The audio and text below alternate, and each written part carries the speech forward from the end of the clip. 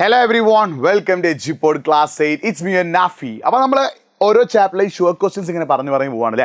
Blanket of the earth അഥവാ ഭൂമിയുടെ പുതപ്പ് എന്നുള്ള 10ാമത്തെ ചാപ്റ്ററിൽ നിങ്ങൾക്ക് എക്സാമിൽ ചോദിക്കാൻ ചാൻസ് ഉള്ള ഏറ്റവും ഇമ്പോർട്ടൻ്റ് ആയുള്ള ക്വസ്റ്റ്യൻസ് ആണ് ഡിസ്കസ് ചെയ്യുന്നത്. Once again welcome to Gpod Class 8. അതുകൊണ്ട് നിങ്ങൾ രണ്ടൊന്ന് കാര്യം ചോദിക്കുന്നത് ഞാൻ നിങ്ങൾ സോഷ്യൽ സയൻസിൽ എത്ര ചാപ്റ്റേഴ്സ് പഠിച്ചു കഴിഞ്ഞു, ഈ ചാപ്റ്റർ പഠിച്ച് തീർന്നിട്ടുണ്ടോ, ഈ കാര്യങ്ങൾ നിങ്ങൾ കറക്റ്റായിട്ട് ഒന്ന് കമൻറ്റ് ബോക്സ് ടൈപ്പ് ചെയ്യട്ടോ. ഓക്കെ, അപ്പോൾ ശ്രദ്ധിച്ചോ, ഇതിൽ ഒന്നാമതായിട്ട് ചോദിക്കാൻ ചാൻസ് ഉള്ള ഒരു ക്വസ്റ്റ്യൻ ആണെന്ത്, list out the sources of dust particles in atmosphere. അന്തരീക്ഷത്തിൽ പൊടിപടലങ്ങളുടെ ഉറവിടങ്ങൾ പട്ടികപ്പെടുത്തുക. അറ്റ്മോസ്ഫിയർ അഥവാ അന്തരീക്ഷത്തിൽ ഡസ്റ്റ് പാർട്ടിക്കിൾസ് അഥവാ പൊടിപടലങ്ങൾ എവിടുന്നേക്കാണ് വരിക?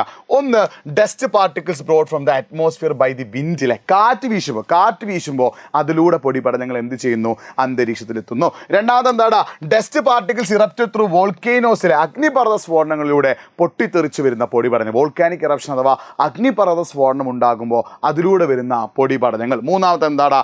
Ash formed by burning of മെറ്റിയോസിലെ ഉൽക്കകൾ ഭൂമിയിൽ എത്തുന്നതിലൂടെ രൂപം കൊള്ളുന്ന ഉൽക്കകളിലെ മെറ്റിയോസ് അഥവാ ഉൽക്കകൾ എന്ത് ചെയ്യുന്നു? ഭൂമിയിൽ എത്തുമ്പോൾ അതിലൂടെ ഉണ്ടാകുന്ന പൊടിപടലങ്ങൾ. അപ്പോൾ ഈ 3 രീതിയിലാണ് എന്ത് ചെയ്യുന്നത്? നമ്മുടെ അറ്റ്മോസ്ഫിയർ അഥവാ അന്തരീക്ഷത്തിലേക്ക് എന്തെത്തുന്നത്?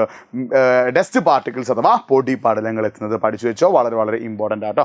അടുത്ത question, list out the negative impacts of UV rays അല്ലെ, UV രശ്മികളുടെ പ്രതികൂല ഫലങ്ങൾ പട്ടികപ്പെടുത്താനാണ് അടുത്ത ക്വസ്റ്റ്യൻ. അപ്പോൾ ഇതൊരു 3 മാർക്ക് ചോദിക്കണം. ഈ പോയിന്റ്സ് അങ്ങോട്ട് എഴുതി വെക്കട്ടോ. എന്തൊക്കെയാണ് ഇതിൽ എക്സ്പ്ലനേഷൻ ഒന്നും കൊടുക്കണ്ട, ഈ പോയിന്റ്സ് ഇങ്ങനെ തന്നെ എഴുതി വെച്ചാൽ മതി. എന്താണ്?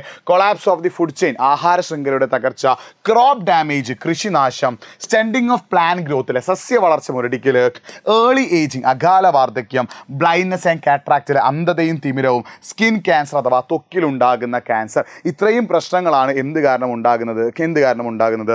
Yes, negative impact of UV rays അല്ലെ, അൾട്രാ വയലറ്റ് റേസ് അഥവാ UV രശ്മികളുടെ പ്രതികൂല ഫലങ്ങളാണ് ഇവ പഠിച്ചു വെച്ചോ. എക്സ്പ്ലനേഷൻ ഒന്നും കൊടുക്കേണ്ട കേട്ടോ. ഇത്രയും നിങ്ങൾ എഴുതിയാൽ മതി. അടുത്ത ക്വസ്റ്റ്യൻ എന്താ? Which are the different layers of atmosphere. ഇതിന് ആൻസർ അറിയുന്നവർ ആദ്യം കമൻറ്റ് ചെയ്തേ. ഡിഫറെൻറ്റ് ലെയേഴ്സ് ഓഫ് അറ്റ്മോസ്ഫിയർ, അന്തരീക്ഷത്തിലെ വിവിധ പാളികൾ ഏത്? ക്യാൻസർ അറിയുന്നവരുണ്ടെങ്കിൽ എന്ത് ചെയ്യുക? ഒന്ന് കമൻറ്റ് ചെയ്യുക. അതേപോലെ മറ്റൊരു ക്വസ്റ്റ്യൻ കൂടി ഞാൻ ചോദിക്കട്ടെ, which gas is abundant in atmosphere. അന്തരീക്ഷത്തിൽ ഏറ്റവും കൂടുതൽ കാണുന്ന വാതകം ഏതാടാ? അതിന് ആൻസർ അറിയുന്നവരുണ്ടെങ്കിൽ ഒന്ന് കമൻറ്റ് ചെയ്തേ. ഇനി ഈ ഡിഫറെൻറ്റ് ലെയേഴ്സ് ഓഫ് അറ്റ്മോസ്ഫിയർ, അന്തരീക്ഷത്തിൻ്റെ വിവിധ പാളികളാണ് ചോദ്യമെങ്കിലും ഓരോ പാളിയുടെയും പ്രത്യേകം നമ്മൾ പഠിച്ചു വെക്കണം. ഏതൊക്കെയാണ് പാളികൾ? Troposphere, stratosphere, mesosphere, thermosphere, exosphere ഉണ്ടെങ്കിലും ഈ 4 മാത്രമേ നമുക്ക് എന്ത് ചെയ്യാനുള്ളൂ? പഠിക്കാനുള്ളൂ. അപ്പോൾ ട്രോപ്പോസ്ഫിയറിൻ്റെ പ്രത്യേകം എന്താടാ? ശ്രദ്ധിച്ചോ, ഇവിടെയാണ് എന്തുള്ളത്? That lowest part of atmosphere, അന്തരീക്ഷത്തിൻ്റെ ഏറ്റവും താഴ്ന്ന ഭാഗമാണ് എന്ത്? ട്രോപ്പോസ്ഫിയർ എന്ന് പറഞ്ഞിട്ടുള്ളത്. ലോവസ്റ്റ് പാർട്ട് ഓഫ് അറ്റ്മോസ്ഫിയർ, അന്തരീക്ഷത്തിൻ്റെ ഏറ്റവും താഴ്ന്ന ഭാഗമാണ് എന്ത്? ട്രോപ്പോസ്ഫിയർ.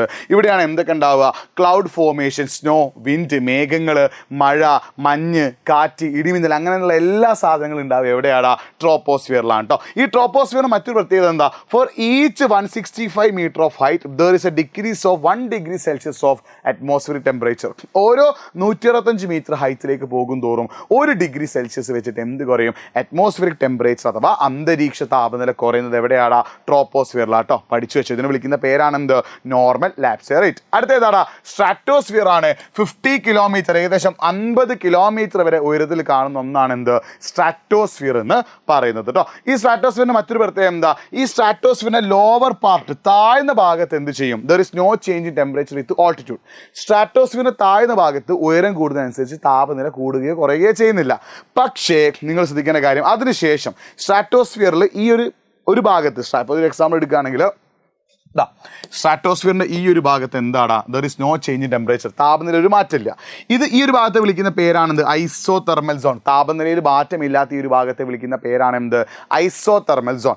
ഈ ഐസോതെർമൽ സോൺ കഴിഞ്ഞാൽ പിന്നെ എന്താ സംഭവിക്കുക? എന്താണ്? ടെമ്പറേച്ചർ ഇൻക്രീസസ് വിത്ത് ഓൾട്ടിറ്റ്യൂഡ് അല്ലേ.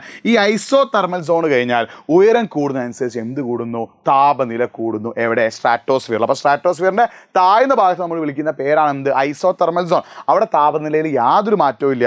ആ ഐസോതെർമൽ സോൺ കഴിഞ്ഞാൽ ഓൾട്ടിറ്റ്യൂഡ് അഥവാ ഉയരം കൂടുന്നതനുസരിച്ച് എന്തും കൂടും? ടെമ്പറേച്ചർ അഥവാ താപവും കൂടും. പിന്നെ ഈ സ്ട്രാറ്റോസ്ഫിയറിലാണ് നമ്മൾ എന്ത് കാണുന്നത്? ഓസോൺ ലെയറിലെ നമ്മളെ പ്രൊട്ടക്ട് ചെയ്യുന്ന ഓസോൺ പാളി കാണുന്നത് എവിടെയാണ്? സ്ട്രാറ്റോസ്ഫിയറിലാണ്. അടുത്തത് മിസോസ്ഫിയർ ആണ്. 50 to 80 കിലോമീറ്റേഴ്സിൽ 50 മുതൽ 80 കിലോമീറ്റർ ഹൈറ്റിൽ വരെയാണ് ആരുള്ളത്? മിസോസ്ഫിയർ ഉള്ളത്. The coldest layer of atmosphere, നമ്മുടെ അന്തരീക്ഷത്തിലെ ഏറ്റവും തണുത്ത പാളിയാണ് ഇത് മിസോസ്ഫിയർ എന്ന് പറഞ്ഞാൽ. -80 to -100 ഡിഗ്രി സെൽഷ്യസ്, -80 മുതൽ -100 ഡിഗ്രി സെൽഷ്യസ് വരെയാണ് എന്ത്? മിസോസ്ഫിയറിൻ്റെ ടെമ്പറേച്ചർ അഥവാ താപനില എന്നുള്ളൊരു കാര്യം ഓർത്ത് വെക്കുക. നോക്കുക. The meteor stone reach in the mesosphere get burned out due to friction. ഇവിടെ ഈ മിസോസ്ഫിയറിൽ വെച്ചിട്ടാണ് എന്ത് സംഭവിക്കുന്നത്? മെറ്റിയോസ് അഥവാ ഉൽക്കകൾ കത്തിപ്പോകുന്നുണ്ട്. ഈ മെറ്റിയോസ് അഥവാ ഉൽക്കകൾ കത്തിപ്പോകുന്നത് എവിടെ വെച്ചിട്ടാണ്? മെസോസ്ഫിയറിൽ വെച്ചിട്ടാണ്. മെസോസ്ഫിയറിൽ വെച്ച് എന്ത് ചെയ്യുന്നു? ഉൽക്കകൾ കത്തിപ്പോകുന്നു. അടുത്തത് തെർമോസ്ഫിയർ ആണ്. 80 to 600 കിലോമീറ്റർ, 80 മുതൽ 600 കിലോമീറ്റർ വരെ ഹൈറ്റിലുള്ളതാണ് ഏത്? തെർമോസ്ഫിയർ എന്ന് പറഞ്ഞാൽ. ഈ തെർമോസ്ഫിയർ എന്താണ്? ഇവിടെ ഹയസ്റ്റ് ടെമ്പറേച്ചർ, നമ്മുടെ അറ്റ്മോസ്ഫിയറിൻ്റെ ഹോട്ടസ്റ്റ് ലെയർ ഓഫ് അറ്റ്മോസ്ഫിയർ, നമ്മുടെ അന്തരീക്ഷത്തിലെ ഏറ്റവും ചൂട് കൂടിയ ഭാഗമാണ് ഏത്? തെർമോസ്ഫിയർ എന്ന് പറയുന്നത് കേട്ടോ. ആ തെർമോസ്ഫിയറിൻ്റെ ഏറ്റവും താഴ്ന്ന ഭാഗത്ത്, the lowest part of thermosphere consisting of ions, നമ്മുടെ റേഡിയോ വേവ്സിൻ്റെ ഈ റേഡിയോ വേവ്സിനെ പോകാൻ സഹായിക്കുന്ന അയോൺസ് എവിടെയുണ്ട്? തെർമോസ്ഫിയറിൻ്റെ ലോവസ്റ്റ് പാർട്ടിലുണ്ട്. അതുകൊണ്ട് ഈ ഭാഗത്തെ നമ്മൾ എന്ത് വിളിക്കുന്നു? അയണോസ്ഫിയർ എന്ന് വിളിക്കുന്നു. അപ്പോൾ തെർമോസ്ഫിയറിൻ്റെ താഴ്ന്ന ഭാഗത്തെ വിളിക്കുന്ന പേരാണ് എന്ത്?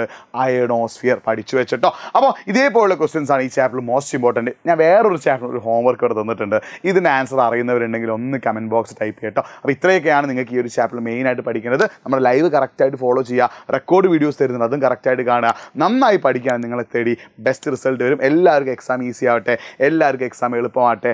All the best, all the best മക്കളെ. നന്നായി പഠിച്ചാൽ എല്ലാം സെറ്റ് ആവട്ടെ. All the best.